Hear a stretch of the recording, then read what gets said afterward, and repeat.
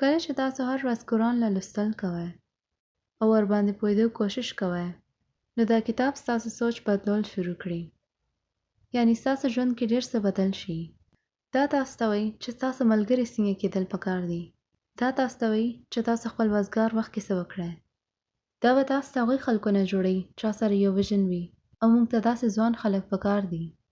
نو تاسو له هغې خلکو نه دي جوړېدل کوم خپل وخت ویډیو گیمز کې تېروي، خوري سکي او بیا وده شي.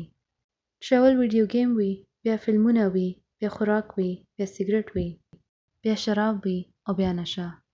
نو داسې یو ژوند تباه کېږي. او داسې څومره ژوندونه دي چې تباه شوي دي. یوازې د غیر مسلمانانو نه خو د مسلمان ماشومانو هم خبره ده. نن سبا مسلمان ماشومانو هم دا حال دی. او دا ولې دی؟ ځکه چې کوم کتاب الله موږ ته درکړی و موږ هغې نه ځان لرې کړی دی. موږ هغې کتاب له پرېښی.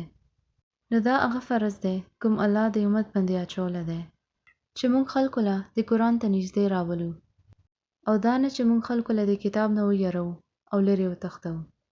تاسو خبر یې کله چې دا مشران وړکي ماشومانو باندې کاریږي چې دوی دین نه لرې دي نو هغې وخت ماته د ماشومانو باندې غوسه نه راځي خو ماته خپل په شان خلکو باندې راځي چې حقیقت کې دا خو موږ څه نه دي کړي.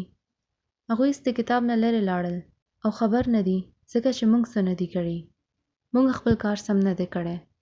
نو موږ ته په خپله هم زده کول دي او نور احساس هم کول دي.